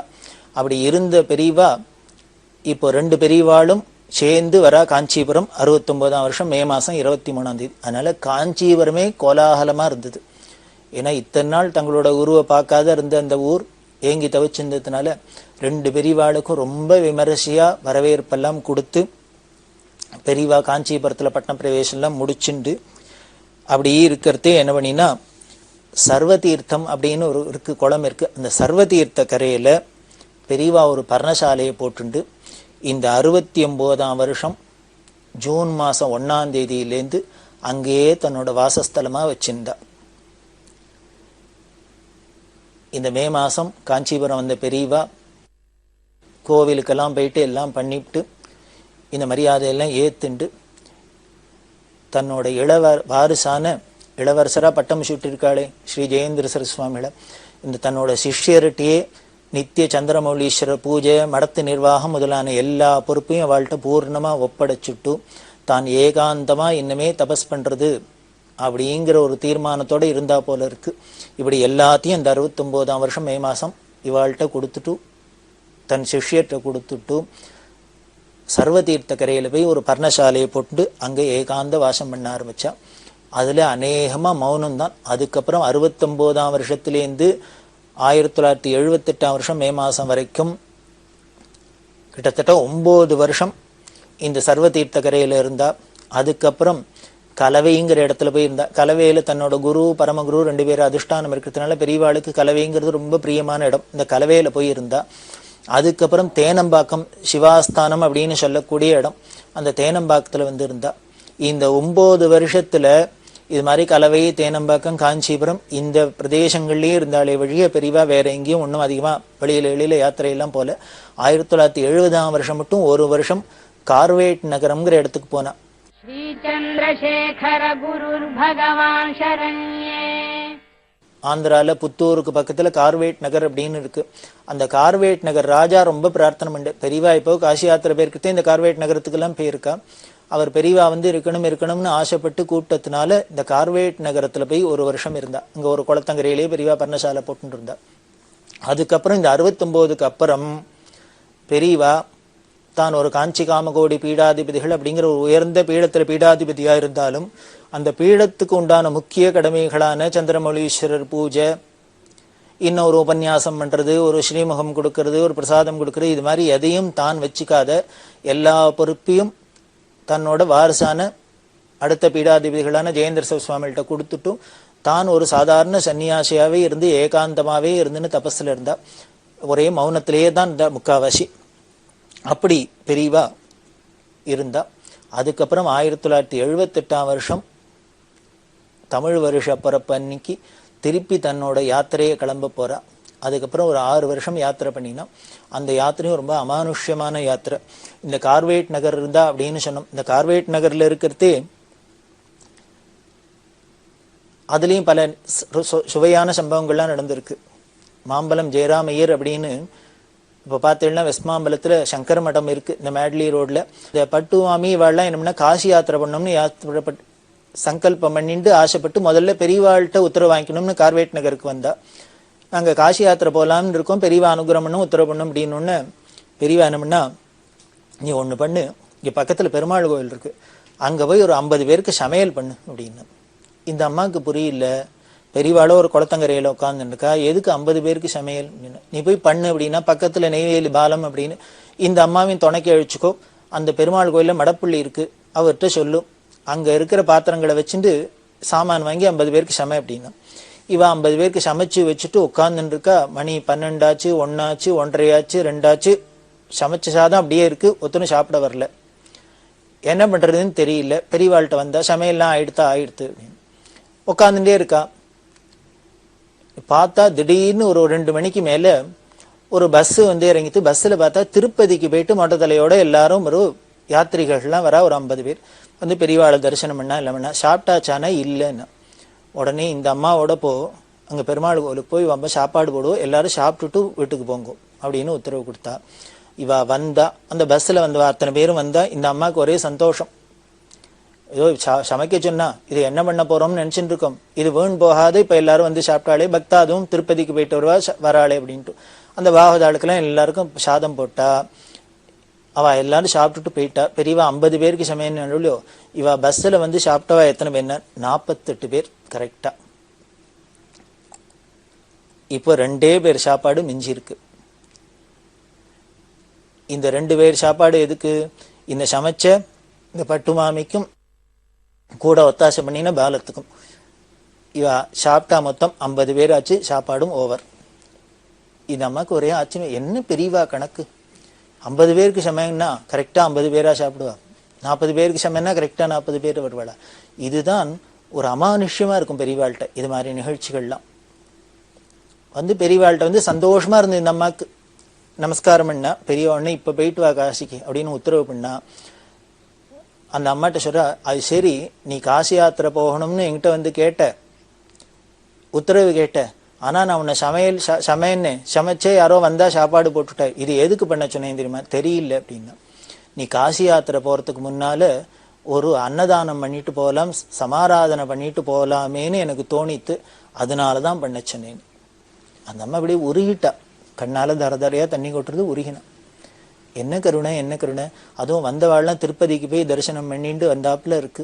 அத்தனை பேரும் பெருமாளோட பக்தர்கள், பாகவதர்கள். ததியாராதனம் அப்படின்னு ஸ்ரீ வைஷ்ணவத்துல சொல்வா. அதாவது அவனை சேர்ந்தவான்னு அர்த்தம். பாகவதர்கள்லாம் பகவானை சேர்ந்தவாதானே. அவளுக்கு அன்னம் போட்டா அவளுக்கு வயிறு குளிர நாம பண்ணினாக்க நமக்கு எது கிடைச்சா, எது நினைச்சாலும் அது நடக்கும், எதுவா இருந்தாலும் கிடைக்கும் அப்படிங்கிறதுனால தான் ததியாராதனை அப்படின்லாம் சொல்றா. அப்படிதான் பண்ண சொல்லியிருக்கா அந்த கார்வேட் நகரத்துல. இப்படி கார்வேட் நகரத்தில் இன்னும் பல நிகழ்ச்சிகள். இன்னொரு தம்பதிகள் வந்து தரிசனத்துக்கு வந்தா. அவ ஒரு பொன் குழந்தைய அழிச்சுன்னு வந்திருக்கா, கார்ல வந்திருக்கா. பெரியவா என்ன பண்ணா, அவ போறதே எய்த்தாப்புல இந்த ரோடு போறதுக்கு கருங்கல்ல ஜல்லி எல்லாம் கொட்டிந்து, நீ ஒண்ணு பண்ணு, ஒரு சாக்குல எத்தனை கல்லை அள்ளி பின்னால போட்டுன்னு போ, மூட்டை கட்டி டிக்கியில போட்டு எடுத்துன்னு போனேன். இந்த வந்தவருக்கு புரியல, எதுக்கு பெரியவா தரிசனத்துக்கு வந்துட்டு போறோம், பெரியவா பிரசாதத்தை எடுத்துன்னு போனா தேவையில்ல, பெரியவா தன்னை கல்லை அள்ளி கருங்கல் ஜல்லி அள்ளி போட்டுன்னு போறோங்கன்னு சொல்றாளேன்னு. பெரியவா சொல்லிட்டா சரி, போட்டுனாச்சு, போயாச்சு. வா இருட்டுல வர அந்த கார்வேட் நகர்லேருந்து புத்தூர் வந்து மெட்ராஸ் வரணும். வர வழியெல்லாம் ரொம்ப ஒரு வனாந்தரமாவே இருக்கும். வந்துன்னுக்கிட்டு வழியில் சில திருடர்கள்லாம் வந்து வழியை மறித்து கொள்ளக்காரா வந்திருக்கா. இவ காரில் உட்காந்து பயந்துன்னு இருக்கா. அந்த பிராமணன் உட்கார்ந்துன்னு இருக்கார். அவர் சம்சாரம் இருக்கா, வயசு வந்த பொண்ணு இருக்குது. இந்த மாமியானா வைரத்தோடு எழுத்தோடு நகநட்டெல்லாம் போட்டுருக்கா. இவாளுக்கெல்லாம் பயமாக எடுத்து என்ன பண்ணுவாளா ஏது பண்ணுவாளாக்கும் அப்படின்ட்டு. அவள் என்ன பண்ணினா தெலுங்குலேயே தான் பேசின்னு வரா. உடனே பெரியவா காரில் வந்திருக்கா. டிக்கியில் சாமான்லாம் இருக்கும். டிக்கியை திறந்தா இந்த மூட்டை இருக்குது. அவள் என்ன பண்ணினா அந்த கல் மூட்டையை இறக்கினா என்னமோ இருக்குது சாமான், பெரிய ஐஸ்வர்யம் இருக்காக்குன்னு எடுத்துக்கிண்டா. அதுக்குள்ளே இவா வண்டியை கிளப்பின்னு போயாச்சு. அதுக்கப்புறம் புத்தூர் வந்து வெளிச்சம் வந்ததுக்கு அப்புறம் ஜனசந்தரி வந்ததுக்கு அப்புறம் தான் அவளுக்கு மூச்சு வந்தது. அங்கேருந்தே பெரியவா இருக்கிற கார்வேட் நகரத்தை பார்த்து நமஸ்காரம் பண்ணாவா. பெரியவா இதுக்காக தான் இந்த கல்லை மூட்டை கட்டி எடுத்துன்னு போய் சொல்லியிருக்கா போல இருக்கு. இந்த திருட வந்தவாளை டைவெர்ட் பண்ணி என்னமோ ஏதோன்னு இல்லையா, இவா கழுத்தில் இருக்கிறது கையில் இருக்கிறதுனா பிடிங்கின்னு இருக்கலாம். வயசு வந்த பொண்ணு இருக்கு, என்ன வேணா அசம்பாவிதம் நடந்திருக்கலாம். அதெல்லாம் இல்லாத இப்படி மாற்றி ஏதோ பண்ணணுங்கிறதுக்காக தான் பெரியவா ரட்சிக்கணுங்கிறதுக்காக கல்லை கட்டி தூக்கின்னு போய் சொல்லியிருக்கா அப்படின்னு தெரிஞ்சு. அதான் அப்பர் சுவாமிகள் சொல்றாரு, சொற்றுணை வேதியன் சோதியானவன் பொற்றுணை திருந்தடி பொருந்த கைதொழ கற்றுணை பூட்டியோர் கடலினீர் பாய்ச்சுனும் நற்துணையாவது நமசிவாய்வே அப்படின்னு சொல்றாரு. அவரை கல்லை கட்டி கடல்ல போட்டோன்னே இதைத்தானே பாடினர். அந்த நமசிவாயன்னு அந்த பஞ்சாட்சரம் இருக்கிறதே, அவனோட கிருபை இருக்கிறதே நமக்கு கல்லை கட்டி கடல்ல போட்டாருன்னா என்ன பண்ணினா என்ன, அப்படி இல்லாம மகான்கள்லாம் சொல்றா. அதே போல இங்க பெரியவா கல்லை எடுத்துன்னு போனாலும் கல்லை கட்டி அனுப்பிச்சாலும் எதுக்கா இருக்குன்னு, நம்மளை காப்பாத்துறதுக்கா இருக்கு. இப்படி இந்த கார்வேட் நகரத்துல இருக்கிறதே வந்தது. அதை விட ஆச்சரியம் என்னன்னு, அவள் மெட்ராஸ்க்கு வந்துட்டா. அந்த பயம் தெளியறதுக்கே அவளுக்கு ஒரு வாரம் ஆச்சு.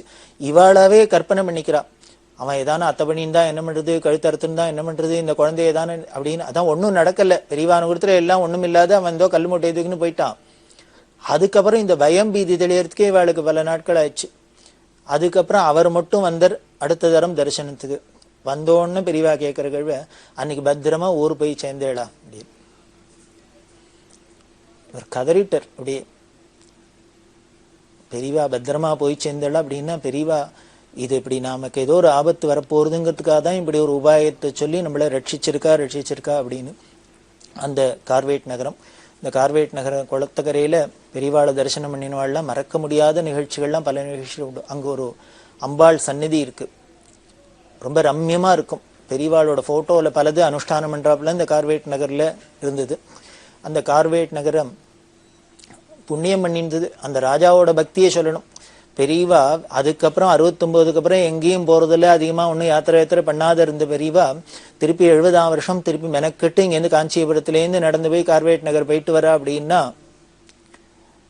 அதை கூப்பிட்ட பக்தரோட பக்தியைத்தான் சொல்லணும். அப்படி இருக்கிற பெரியவா கார்வேட் நகர் இருந்தா. அதுக்கப்புறம் காஞ்சிபுரத்திலேயே வந்திருந்தா. இந்த 78லேருந்து வருஷ பரப்புலேருந்து எப்படி திருப்பி யாத்திரை போனா அங்க என்னென்னலாம் ஊரெல்லாம் பார்த்தா என்னென்னலாம் நிகழ்ச்சிகள்லாம் சுவையா நடந்ததுங்கிறது தொடர்ந்து நாம கேட்டு ஆனந்தப்படலாம். பெரியவா சரணம். இந்நிகழ்ச்சியின் அடுத்த பகுதி நாளை மாலை இதே நேரத்தில் ஒளிபரப்பாகும். பெரியவா சரணம். பெரியவா சரணம். அடுத்த நிகழ்ச்சி திருவாசக இன்னிசை. வழங்குபவர் ஸ்ரீ சத்குருநாத தேசிகர் அவர்கள். பெரியவா சரணம். திருச்சிற்றம்பலம். திருவார்த்தை.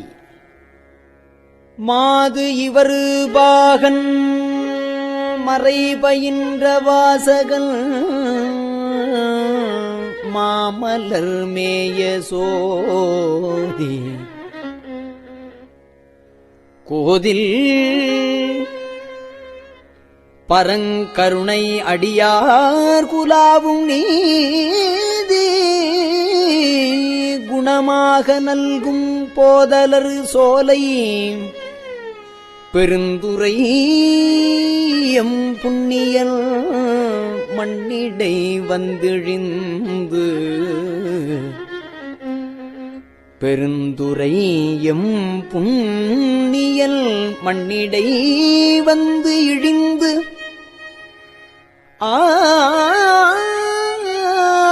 ஆதிப்பிரமும் வெளிப்படுத்த அருள் அறிவார் எம்பிரானாவாரே.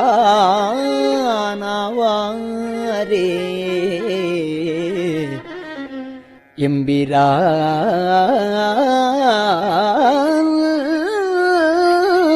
ஆவாரே.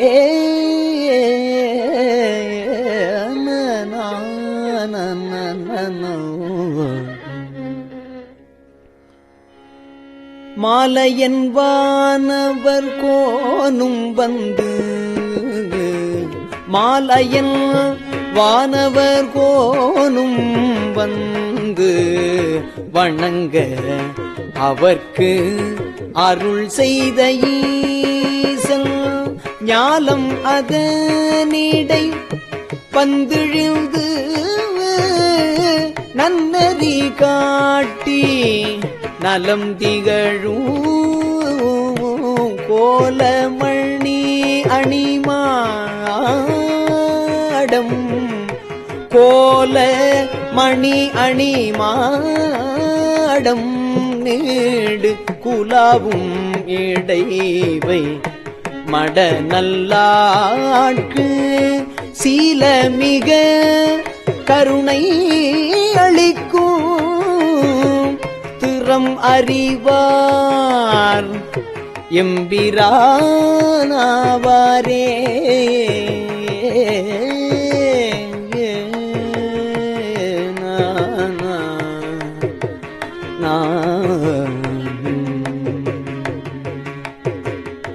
அணிமுடி ஆதி அமரர் கோமான் ஆனந்த கூத்தன் அரு சமயம் பணிவகை செய்து படவதேரி பாரொடு விண்ணும் பரவியேத்த பிணிகட நல்கும் பெருந்துரையும் பேரருளாளல் பெண்பால் உகந்து மணிவலை கொண்டு வான் மீன் விசிறும் வகை அறிவார் எம்பிரானாவாரே.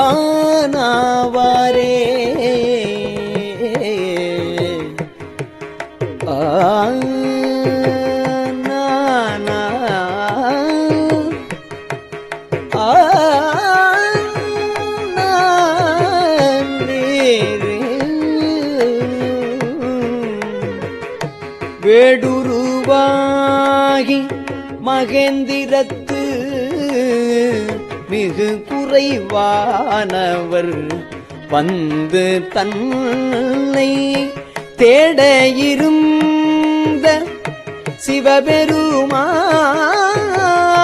சிந்தனை செய்து அடியோங்கள் உய்ய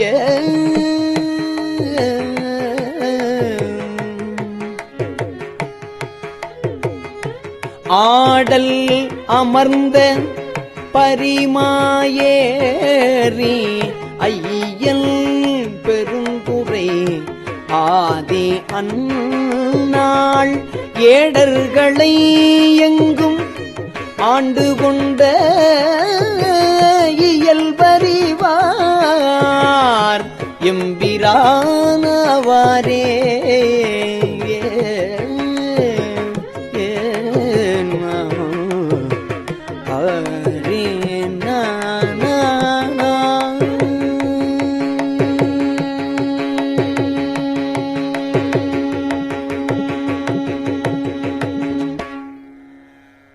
வந்து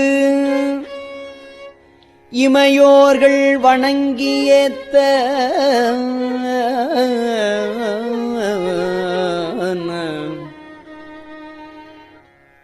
மா கருணை கடலாய் அடியாறு பந்தனை விண்டு அற நல்கும் எங்கள் பரமன் பெருந்துரை ஆதியன் நாள் உந்து திரைக்கடலை கடைந்து அன்று ஓங்கு மதிலிய இலங்கை அதனில் உந்து திரைக்கடலை கடந்து அன்று ஓங்கு மதில் இலங்கை அதனில் பந்தனை மெல் விரலாள்க்கு அருளும் பரிசறிவார் எம்பிரான் ஆவாரே.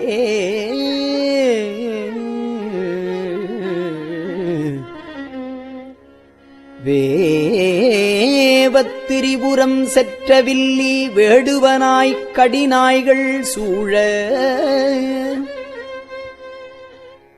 ஏவற்செயல் செய்யும் தேவர் முன்னே எம்பெருமான்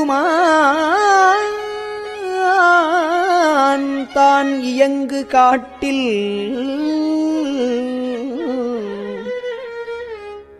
ஏ உண்ட பன்றிக்கு இறங்கி ஈசன் எந்தை பெருந்துரை ஆதி அன்று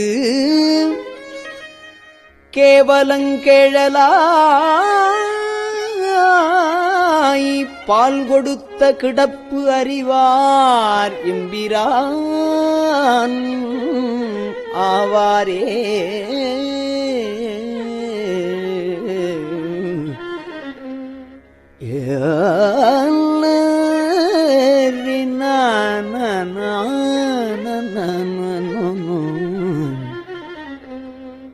நாதம் உடையதோர் நற்கமலப் போதினில் நன்னிய நன்னுதலார் ஓதி பணிந்தலரு தூவியேத்த ஒளிவளர் சோதியம் ஈசன் மன்னும் போதலர் சோலைப் பெருந்துரையம் புண்ணியன் மண்ணிடை வந்து தோன்றி பேதங்கெடுத்து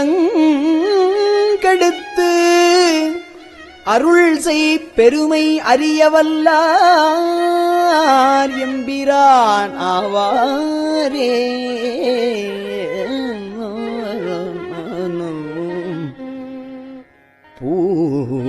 பூவலரு கொன்றைய மாலை மார்பன் போர் உயிர் வன்புலி கொன்ற வீரன் மாது நல்லாள் உமை மங்கை வங்கன் வன்பொழில் சூழ்த்தென் பெருந்துரைக்கோன் ஏதில் பெரும் புகழ் எங்கள் ஈசன் இருங்கடல் வாணர்க்கு தீயில் தோன்றும் ஓவியமங்கையரு தோள் புணரும் உருவறிவார் எம்பிரான் ஆவாரே.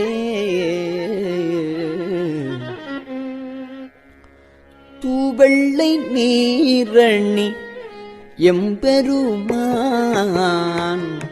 தூவெள்ளை நீரணி எம்பெருமான் சோதி மகேந்திரநாதன் வந்து தேவர் தொழும் பதம் வைத்த ஈசல் தென்னல் பெருந்துரையாளி அன்று காதல் பெருக கருணை காட்டி தன் கழல் காட்டி கசிந்துருக கேதங்கெடுத்து என்னை ஆண்டருளும் கிடப்பறிவார் எம்பிரானாவாரே.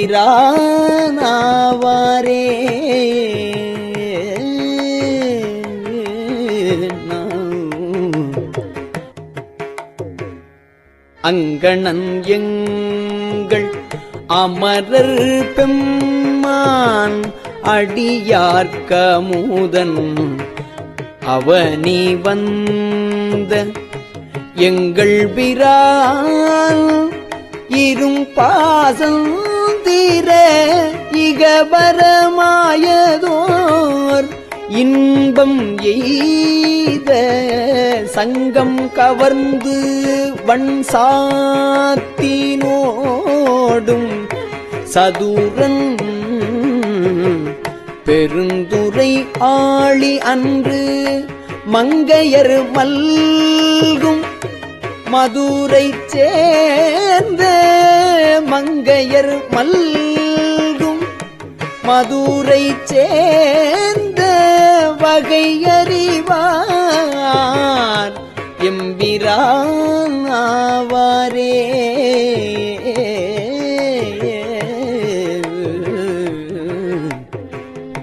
வகையறிவார் எம்பிரான் ஆவாரே.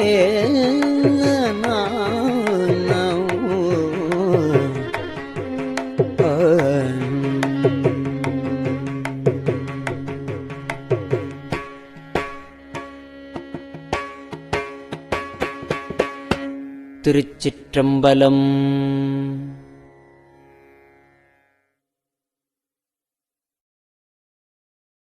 பெரியவா சரணம். இந்நிகழ்ச்சியின் அடுத்த பகுதி நாளை மாலை இதே நேரத்தில் ஒளிபரப்பாகும். பெரியவா சரணம்.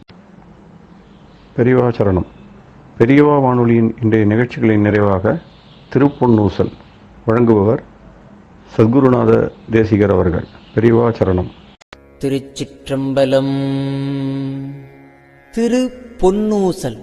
தெங்குலவு சோலை திரு உத்தர கோசமங்கை. தெங்குலவு சோலை திரு உத்தர கோசமங்கை. தங்குலவு சோதி தனியுருவம் வந்தருளி எங்கள் பிறப்பறுத்திட்டு எம் தரமும் ஆட்கொள்வான். பங்குலவு கோதையும் தானும் பணி கொண்ட கொங்குலவு கொன்றை சடையான் குணம் பரவி பொங்குலவு பூன்முலையே பொன்னூசலாடாமோ. பொங்குலவு கொன்றை சடையான் குணம் பரவி பொங்குலவு பூன்முலையே பொன்னூசலாடாமோ. பொங்குலவு பூன்முலையே பொன்னூசல் ஆடாமோ.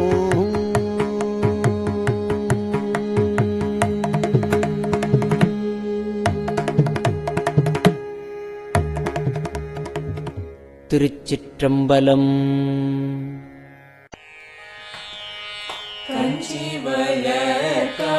காமாட்சி தன் குழந்தாய் சங்கரரே. கஞ்சி வளர் காமாட்சி தன் குழந்தாய் சங்கரரே. குரு சந்திரசேகரரே உறங்கிடுவீர்களே.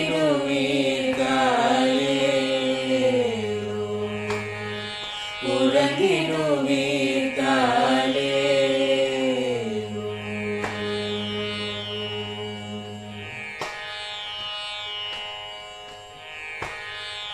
ஆதிகுரு சங்கரராய் அன்றொரு நாள் வந்தவரே. 68 பீட்டபதி காலே. ஏழுலகம் பூப்பவரே காப்பவரே கடப்பவரே. எல்லோர்க்கும் அருள்பவரே உறங்கிடுவீர்களே. அயனுடனே மாலவனும் தேடிய போர் பதத்தவரே.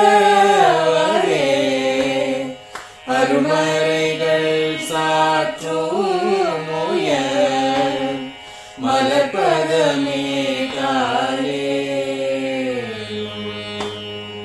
முக்தி நிலை எய்திடவே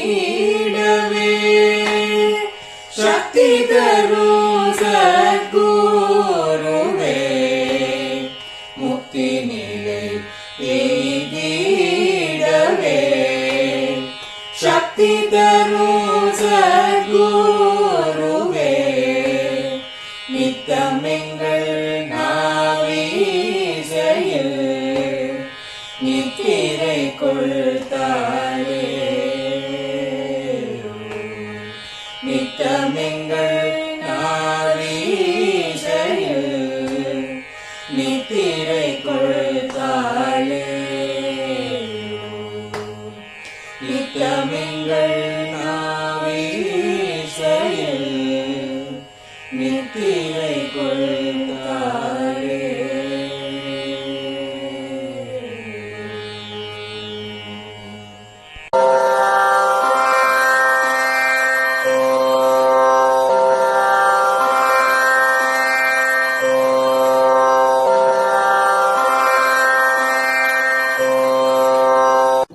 பெரியவா சரணம். பெரியவா வானொலியின் மாலை நிகழ்ச்சிகள் இத்துடன் நிறைவடைகின்றன. எமது அடுத்த ஒளிபரப்பு நாளை காலை இந்திய நேரப்படி 6 மணிக்கு துவங்கும். பெரியவா சரணம்.